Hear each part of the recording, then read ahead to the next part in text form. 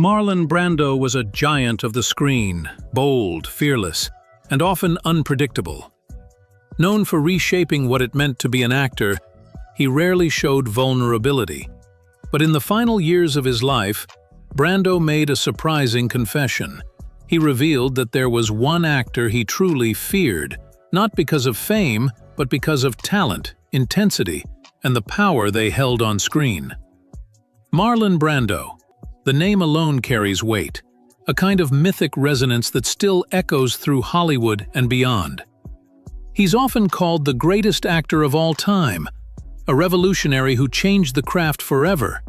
From his raw, electric performance as Stanley Kowalski in A Streetcar Named Desire to his commanding turn as Vito Corleone in The Godfather, Brando didn't just act, he redefined what acting could be. But beneath the legend, there was a man.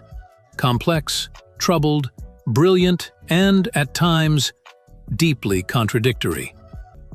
In the final years of his life, Brando let slip a revelation that surprised those who knew him, a confession about the one actor he feared most. Not just respected, not just admired, but feared. Who could possibly intimidate a titan like Brando? To understand this, we need to dive into his life, his career, his rivalries, and the forces that shaped him. This is the story of Marlon Brando, his legacy, and the truth behind his surprising admission. Marlon Brando Jr. was born on April 3, 1924, in Omaha, Nebraska. His early life wasn't glamorous. His father, Marlon Brando Sr., was a traveling salesman with a volatile personality, a heavy drinker who could be cold and domineering. His mother, Dorothy, was a creative spirit, an actress in local theater who loved art and nature but struggled with alcoholism.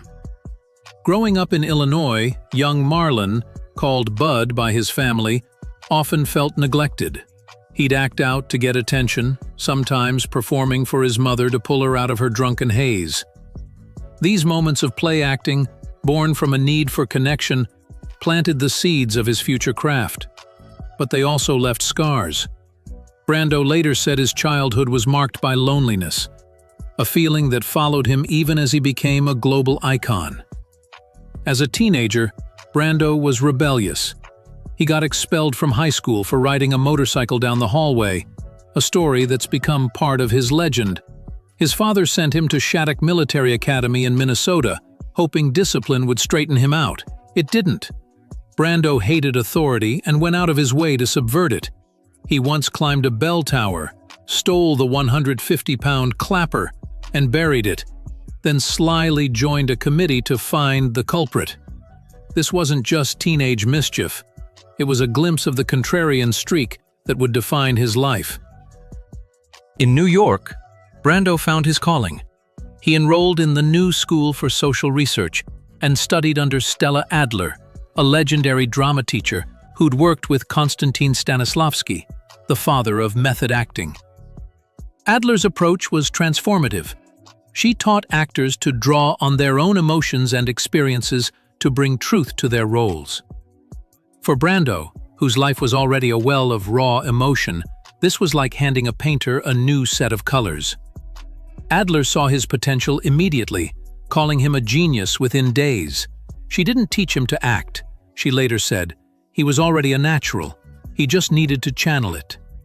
Brando's Broadway debut came in 1944 with I Remember Mama, a sentimental play where he played a small role. But it was his performance in 1946's Truckline Cafe that hinted at his power. In a 5-minute scene, he played an ex-soldier confessing to murdering his unfaithful wife, delivering a raw, gut-wrenching monologue that left audiences stunned. The play flopped, but Brando's intensity was unforgettable. Then came A Streetcar Named Desire in 1947.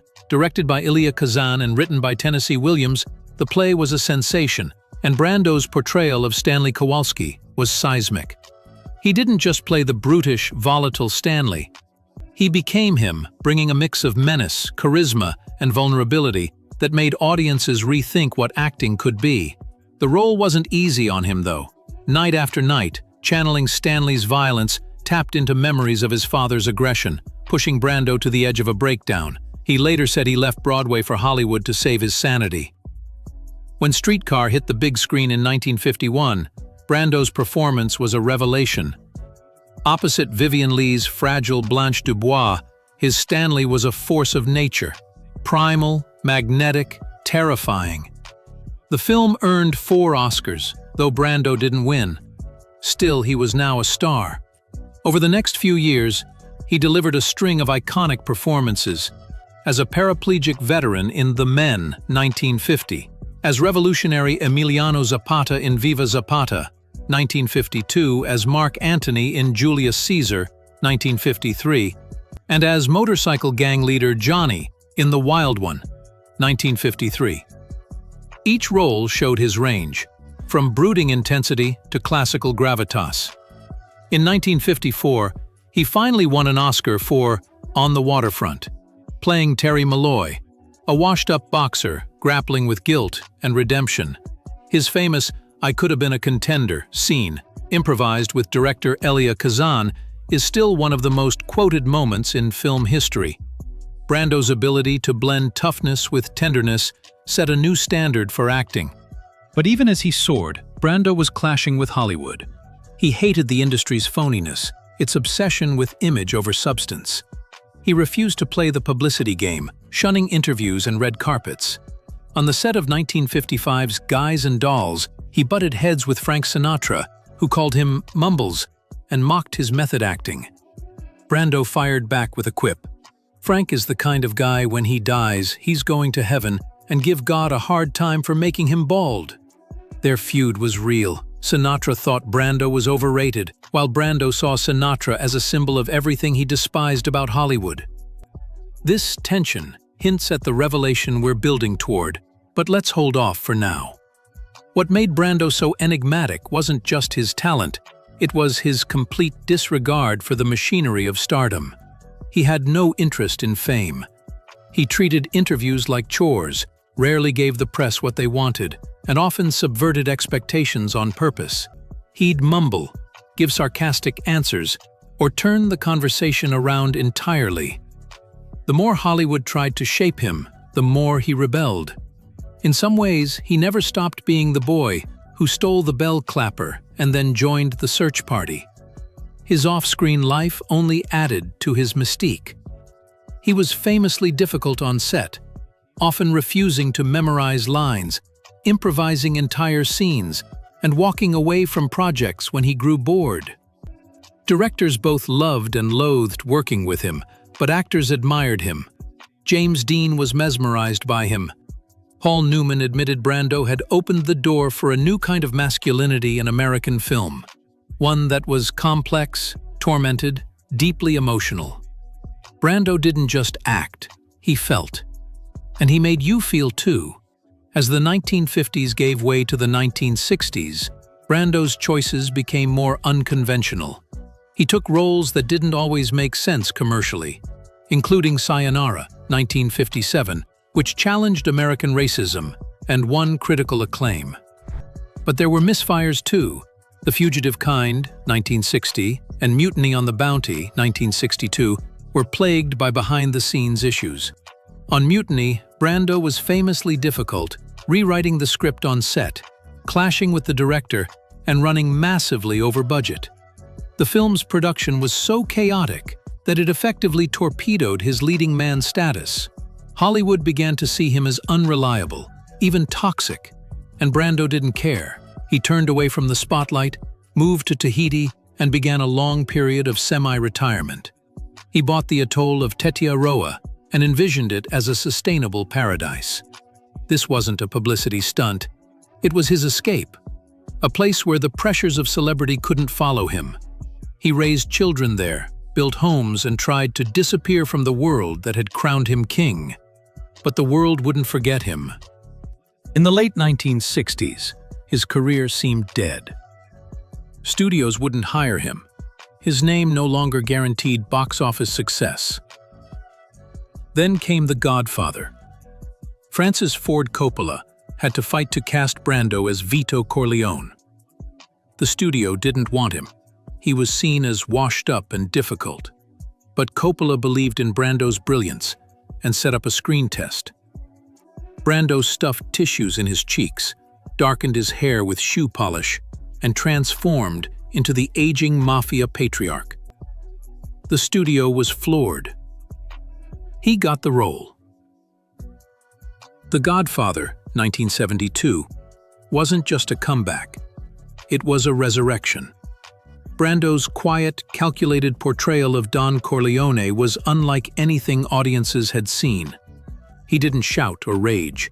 He whispered. He brooded. He controlled the room with silence. It was a masterclass in restraint and power.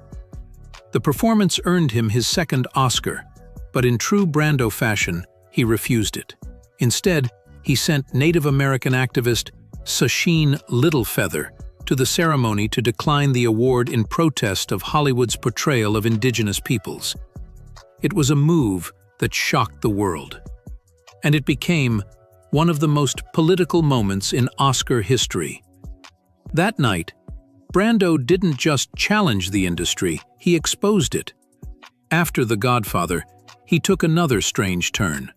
He appeared in Last Tango in Paris, 1972, a sexually charged, emotionally raw film that drew controversy for its graphic content. Brando later admitted the experience was traumatic. The lines between acting and reality blurred, and he carried the emotional weight of that role for years.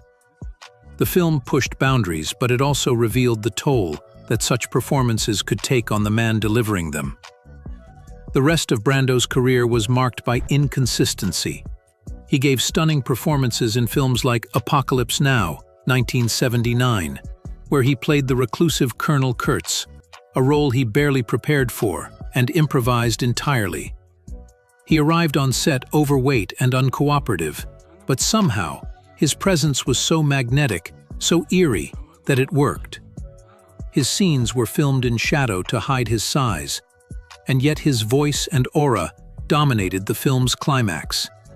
Again, chaos gave birth to brilliance. He also appeared in some outright disasters: The Island of Dr. Moreau, 1996, The Formula, 1980, and others that seemed more like experiments than films. But by then, he wasn't chasing success. He acted when he wanted to, how he wanted to. He was done with pretending. In interviews, he mocked the industry, exposed its racism, its greed, its shallowness. He seemed to resent what fame had done to him, how it had caged him, even as it made him a legend. Brando's personal life was just as turbulent. He fathered at least 11 children and had relationships with men and women alike. His home life was marked by tragedy. His son Christian was convicted of manslaughter in 1990 for killing his sister Cheyenne's boyfriend. Cheyenne, who struggled with mental health issues, later died by suicide. Brando was shattered by both events, retreating further from public life. He once said, "The only reason I'm still alive is because I can't afford to die," a line that spoke volumes about the weight he carried. Yet for all his contradictions, his brilliance and destructiveness, his activism and aloofness, his fame and self-loathing, Brando changed acting forever. He paved the way for generations of actors who followed: Al Pacino, Robert De Niro, Jack Nicholson, Sean Penn. They all owed him a debt. He showed that acting wasn't about performing, it was about revealing. By the time he died in 2004, Brando had become a recluse. Overweight, reclusive, living mostly out of sight, he was a ghost of the man who once prowled stages and sets like a panther. But even then, the myth grew. Stories circulated of his antics, his genius, his cruelty, his generosity. He was impossible to pin down. That's what made him immortal. He had spent his life doing everything his way, from sabotaging military school to refusing an Oscar. He was an actor who hated acting, a star who hated stardom. And yet, he couldn't escape either. His shadow looms over cinema like few others. To watch Brando work is to see the soul of a man laid bare on screen. Not polished, not posed, but bleeding, real, defiant. And maybe that's what makes him unforgettable. He didn't act to entertain. He acted to confront, to challenge, to reflect the mess and beauty of being human. And in doing so, he didn't just change movies. He changed us. By the late 1950s, Brando's career hit a rough patch. Films like One-Eyed Jacks, 1961, which he directed himself, and Mutiny on the Bounty, 1962, were plagued by problems. On Mutiny, Brando was blamed for production delays and budget overruns, earning a reputation as difficult. Critics started to focus on his weight gain, and studios grew wary of his unpredictable behavior. He was still capable of brilliance. His performance in 1961's The Fugitive Kind showed his depth, but the 1960s were a slump. Projects like The Ugly American, 1963, and Bedtime Story, 1964, didn't capture the magic of his earlier work. Brando himself grew disillusioned, later saying he only stayed in Hollywood for the money, not the art. Then came 1972, and everything changed again. Francis Ford Coppola fought to cast Brando as Vito Corleone in The Godfather, despite Paramount's objections. The studio saw Brando as a has-been, but Coppola believed he was perfect. Brando agreed to a low salary, a screen test, and financial responsibility for any delays, a rare compromise for him. He prepared meticulously, using cotton balls to stuff his cheeks and create Vito's iconic look. The result was a performance for the ages, powerful, nuanced, human. Lines like, "I'm gonna make him an offer he can't refuse," became cultural touchstones. Brando won his second Oscar but sent Native American activist Sachin Littlefeather to the ceremony to protest Hollywood's portrayal of Native Americans, a bold move that sparked both admiration and controversy. That same year, Brando took another risk with Last Tango in Paris, directed by Bernardo Bertolucci. The film was raw, provocative, and deeply personal. Bertolucci pushed Brando to play a version of himself, a grieving, broken man, drawing on his own pain, including the loss of his mother and his troubled relationships. The performance was electrifying, but left Brando feeling exposed, even betrayed. He later said he felt raped by Bertolucci's manipulation, a sentiment echoed by co-star Maria Schneider, who felt violated by an unscripted scene. Last Tango was a critical success, but a personal ordeal for Brando, reinforcing his distrust of directors. The 1970s saw Brando's output slow, but his impact remained. He took small but memorable roles, like Jor-El in Superman, 1978, where he famously read lines off a baby's diaper, earning millions for minimal screen time. In Apocalypse Now, 1979, he played the enigmatic Colonel Kurtz, improvising much of his dialogue in a performance that was both haunting and chaotic. By this point, Brando's refusal to memorize lines was infamous. He'd use cue cards, earpieces, or even write lines on props, frustrating directors, but often delivering brilliance anyway. Robert Duvall once said Brando could outshine everyone else without even trying, a testament to his raw talent. Off-screen, Brando's life was turbulent. He had 11 children with multiple women, including his second wife, Tarita Terapaya, from Mutiny on the Bounty. His relationships were often messy, marked by affairs and heartbreak. His eldest son, Christian, was convicted of manslaughter in 1990 for killing his half-sister Cheyenne's boyfriend, a tragedy that devastated Brando. Cheyenne later died by suicide in 1995. These losses, combined with his lifelong grief over his parents, fueled Brando. In his final years, Brando remained a paradox. He was a recluse, yet still took on quirky projects, like voicing Mrs. Sauer in the animated Big Bug Man, 2006, recording the role in drag. He ran a 2001 acting workshop called Lying for a Living, teaching stars like Sean Penn and Robin Williams while dressed as a woman, mooning the class for effect.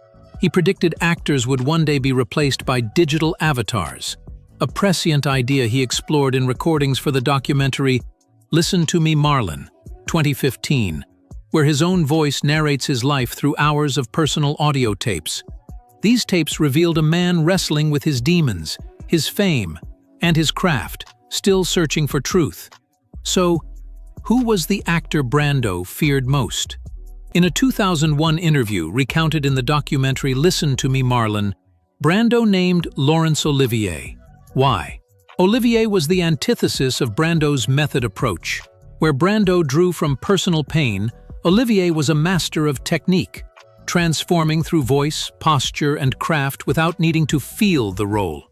Brando admired Olivier's precision but feared his ability to dominate a scene through sheer skill, something Brando, with his reliance on emotional authenticity, couldn't match.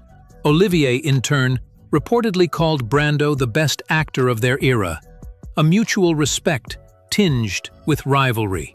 Brando's fear wasn't about talent, it was about a different kind of mastery, one that challenged his own.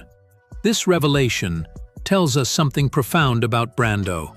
For all his bravado, he was insecure, always questioning his place in the world. He reshaped acting, inspiring generations from Robert De Niro to Meryl Streep, but he never fully embraced his own legend. He saw himself as a con man, fooling audiences with his charisma, yet his performances were anything but fake. They were raw, real, and revolutionary. When he died on July 1, 2004, at age 80 from respiratory failure, the world lost more than an actor. It lost a force. Brando's legacy is in every naturalistic performance we see today, in every actor who dares to bare their soul. And that fear he felt, it only proves he was human, striving, like all of us, to measure up to the giants he admired. Now, let's unpack Brando's life further, diving into the moments that defined him, the controversies that dogged him, and the legacy that endures. His early years in New York weren't just about finding acting. They were about finding himself. Stella Adler's classes gave him a framework, but his talent was instinctive. He'd watch people, mimic their gestures, absorb their pain. His childhood, marked by his parents' dysfunction, gave him a deep well of emotion to draw from. In A Streetcar Named Desire, when Stanley screams, "Stella," in that iconic scene, his Broadway success could have kept him on stage, but Hollywood beckoned. The Men in 1950 was his film debut, and he prepared by spending weeks in a veterans hospital, living among paraplegic soldiers to understand their reality. That commitment became his hallmark.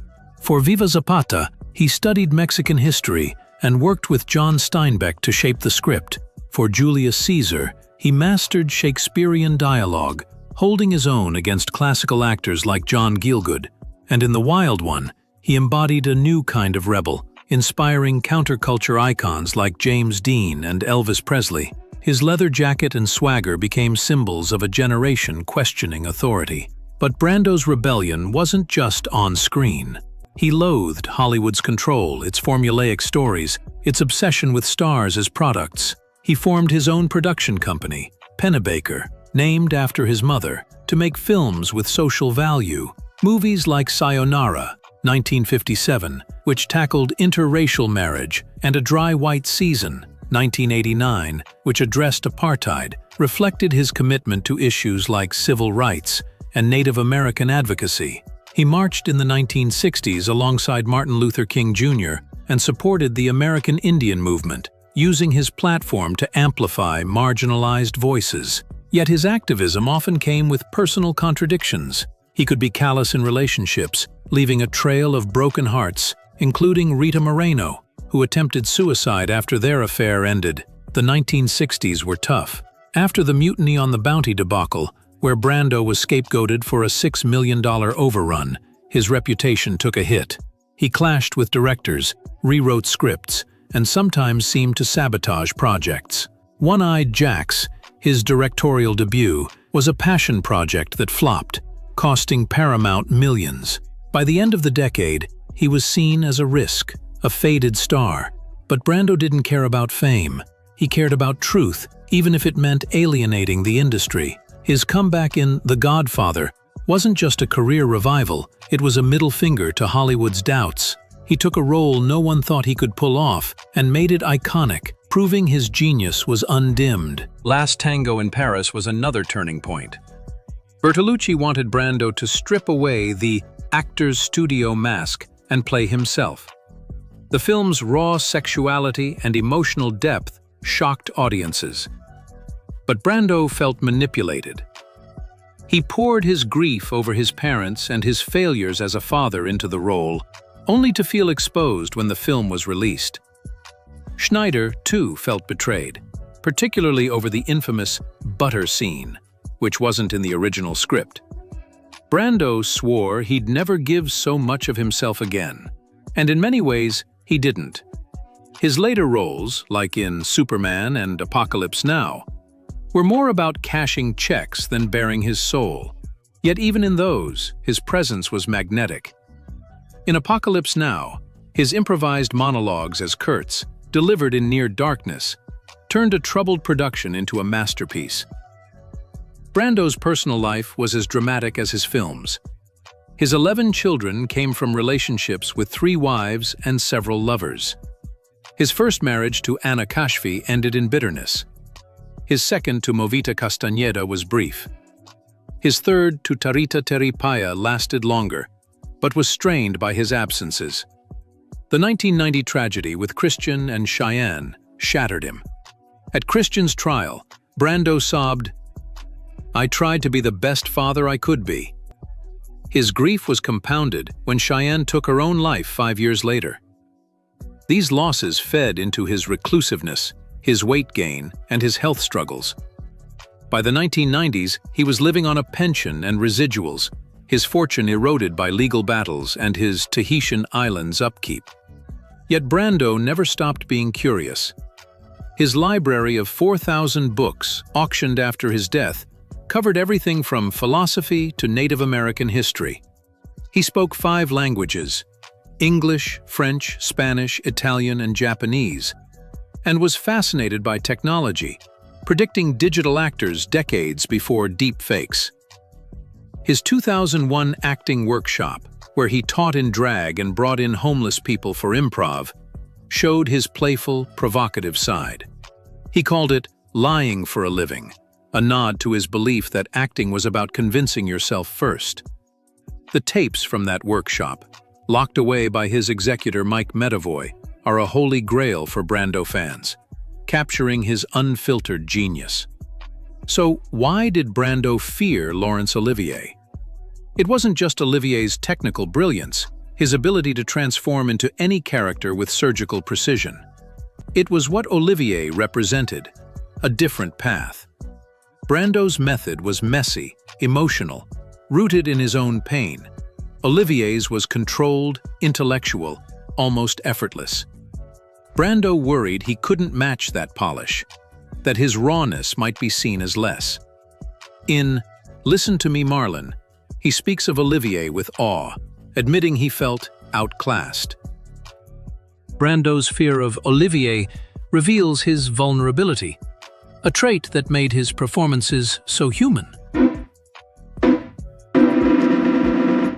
He wasn't just a star, he was a searcher, always chasing truth in a world he saw as full of lies. His influence is everywhere. Daniel Day-Lewis, Al Pacino, Meryl Streep, all owe something to Brando's willingness to go deep. He didn't just act, he forced us to feel. When he died, the world didn't just lose an actor, it lost a mirror, reflecting the messy, beautiful, painful truth of being human. His admission about Olivier, made in those final reflective years, wasn't about weakness. It was about respect for a craft he revolutionized, and a reminder that even legends have doubts. Brando's story is a tapestry of triumphs and tragedies, of rebellion and reinvention. He was a man who could command a stage with a glance, yet felt like a fraud. He was a father who loved deeply, but failed often. He was an activist who fought for justice, but couldn't always find it in himself. And he was an artist who feared another's mastery, yet left a legacy no one could touch. Marlon Brando didn't just change acting, he changed how we see ourselves. And that, more than any role, is why he'll always be unforgettable. For a man like Brando to admit fear is no small thing. His revelation sheds light on the quiet rivalries and deep respect that exist even among Hollywood legends. And in doing so, it reminds us that even the greatest actors have someone they look at with awe and a little fear.